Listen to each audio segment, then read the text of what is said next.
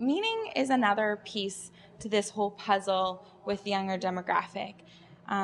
It's a shift from, and this is particularly relevant for jobs, it's a shift from just having any job to having a job that means something. And if you were in my session earlier this morning, we heard from some panelists from my Young Leaders Council who talked about the need for meaning in their volunteer roles, and two of them work in this sector, and I mean they choose to work in this sector because they need meaning for their professional careers.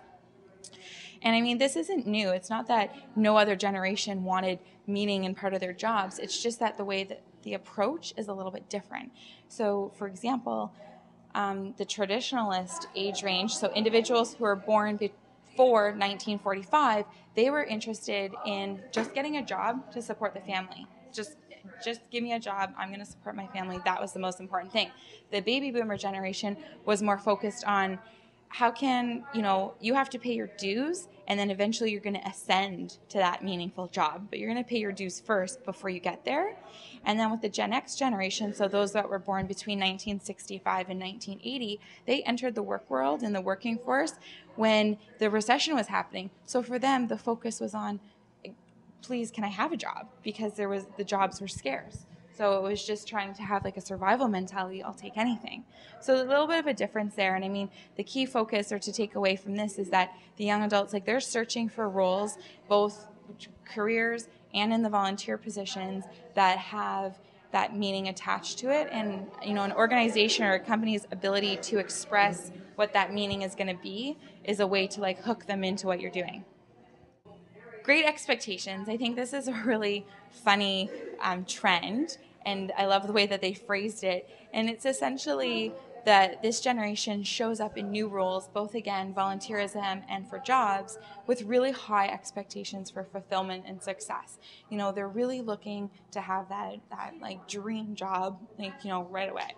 And I mean, this is also just speaking in general terms, but when they don't find what they're looking for, they choose to opt out. And they have, up until the most recent, hit in the economy last year, they've had a plethora of jobs and volunteer roles that they can choose from at any given time. There was so much choice that if they didn't find what they needed right then and there for whatever reason, okay, I'm going to leave and move on to the next one because there's going to be another job. It was not any hardship for me when I was growing up to find lots of opportunities within working in a mall. Like lots of places were always hiring, and there was lots of opportunities sort of available, certainly here in Mississauga. The way that organizations and companies can think about managing this great expectations component is thinking about the touch points that you have with the young adult sector or that demographic, and how can you manage that? So your website, your orientation, your interviews, the first experiences in the role. These are all great touch points where you can engage with them in a way to sort of hook them and keep them with you for a long time. I mean, that's really more particular to like the job sector or to the, for a company that you're working with, because you don't want to be, as a company, investing time and then having turnover every 2 years because someone keeps opting out for a new position. So the fifth trend is the need for speed. And again, like this one, very relevant to the younger demographic. Since a really young age, this generation has been able to access information, entertainment, and people at the push of a button. It was nothing to have a pager when you were younger. That was very common. We grew up in an age where computers, were just coming online when we were in high school. And for the, kids that were born closer to the 2000s, like they've gone to elementary school with computers. It's going to be, even more exceptional as they age a little bit further down the road. And although there's this need for speed and for things to go really fast and to be a really quick momentum, the sort of byproduct that came from this is great multitasking and the ability to do lots of things all at the exact same time and not really be flustered by it. It's nothing for a young adult to be, potentially like using their iPod at work or have a radio at their desk. They're possibly answering their phone. They have on their desktop screen whatever project they're working on. They've probably checked Facebook once or twice already today, potentially checked their Hotmail or Gmail account a couple times as well, while looking at their BlackBerry and probably working on some paper on their desk. And to another generation, that might look chaotic. And it's just such a clash because they've got way too many things going on. How could you possibly be focused and getting efficient work done. But it's, the track record for success is showing that they are getting things done, and this demographic is working. It's just that, it's their ability to manage all those things at the exact same time. Does that resonate with anybody in this room? Like, makes a little bit of sense? Yeah. So, feeding into that need for speed part is the social networking, and the fact that we've been accessing information at lightning speed has taught this younger demographic to communicate in a new way.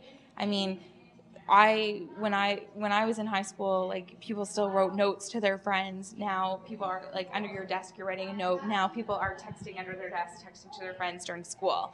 And, that's like an example of like the younger generation, even younger, the youth. But this translates into young adults in the work world and in volunteering. For myself and my Young Leaders Council, if my boss walks by, she'll see me texting, and she might say, if she didn't know me well, she'd say, like, why are you texting at work? What's going on here? Like, you're supposed to be working. But really, I'm texting to my volunteers because they're telling me, hey, Nicole, I'm going to be half an hour late for our meeting tonight. Do you mind? Or I'm checking my Facebook account because they're shooting me information and keeping me in the loop with the next great event that's happening in the community. So, I mean, that sort of negotiating way of communicating is changing the way that we're working. And it also like influences like how we're gathering information, sharing it, and then learning from it.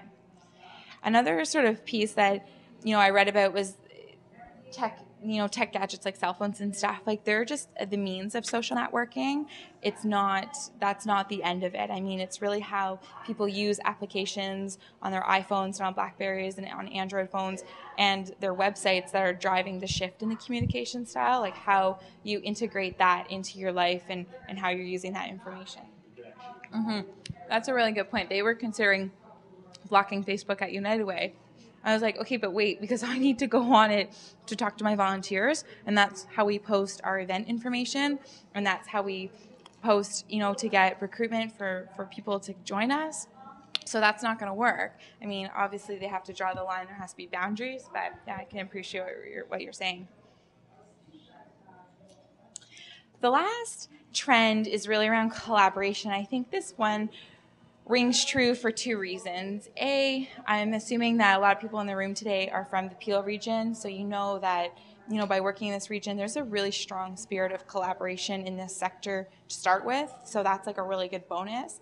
But on top of that is that the younger demographic, like, they're almost like better than ever ready to collaborate. They've been, given the opportunity at a very young age to express themselves, so they're willing to come into that conversation or work with you and listen to your point of view and to share with them their own point of view, and they encourage that, and that's what they're thriving off of. And it's also like related to the fact of the team mentality, right? Like, that was the age of, we've all grown up with like team sports and teams in school, and when we sat in elementary school, we all sat in groups of 4 with our little desks all together, and it was always this team thing. And so now, as you're entering into the work world or into a volunteer role, it's having that team mentality. I know for myself personally, I strongly value being part of a team. The worst thing you can do is say, Nicole, I want you to go work on this project all by yourself with nobody else, and it's just you. Like, that would be my biggest nightmare. I can do it, but it's like a nightmare. Why would I want to? Whereas another generation, possibly like a Gen Xer, that's like great for them. Leave me alone. Perfect. I don't want to be bothered. Let me go to my project and I'll get it back to you, right? So that team mentality is something that's really strong, and it fosters that sense of collaboration with this group. And one of the best parts is if you want to see a young adult thrive, put them on a team with their peers. Because then they're with other people who are just like them, and that's when like the creativity and the productivity really goes up. And that, that's like one of the premises behind our Young Leaders Council. That's the volunteer group for United Way. That's for 20 to 35-year-olds. You could be any age and volunteer with any organization, but you're not necessarily volunteering with your peers. And so we wanted to create the opportunity where you could volunteer with your peers, and you're learning from them, you're relating to them, they're going to the same experiences as you, and you're sort of going through it all together. And I mean, just in itself, the Young Leaders Council is a successful testament to how this true sense of collaboration works. I just want to just pause for a second before we move on to the next part. Does anybody have any comments or observations about these trends that they'd like to share? Like, the young adults that I work with, I can't just dictate to them, hey guys, let's make this happen, you go run with it. I need to, chat with them. We need to deliberate a little bit, get some shared ownership there, and explain to them how this connects to the broader United Way and how United Way as a whole is making a difference to the community. And that's where they seek that meaning, and that's what's relevant to them. So for that volunteer role, I'm not quite sure with the pulse of this group if you're thinking more for employment or for volunteering, but I think it rings true for both cases.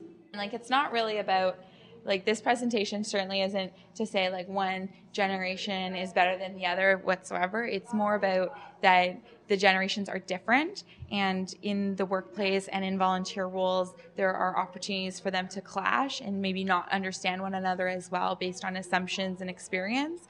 And so, hopefully today what you're taking away is some of the trends that are shaping this particular younger demographic, but also some tricks that you can apply. Meaning isn't necessarily a charity sense of meaning, I need to give back and save the world. It's finding meaning in what they're doing that's relevant for them and exactly that, their end goal in life, where they want to get to.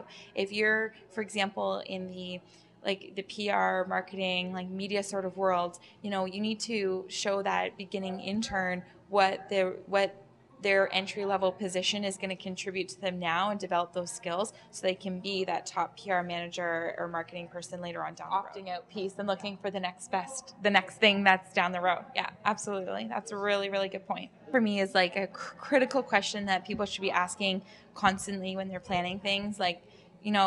Answering that's what's in it for me question for the audience. And that's what I thought of today when I was planning for this presentation as well. So that's good for all the generations, but particularly important for this one. So just something for, you as the audience to consider. Think about why would a young adult want to volunteer for your organization or work for your company? What's attractive of your company right now that someone would want to come and work with you? And how will the 7 trends that, I just very briefly touched upon affect how you are going to be recruiting people, training people, retaining people, and recognizing them?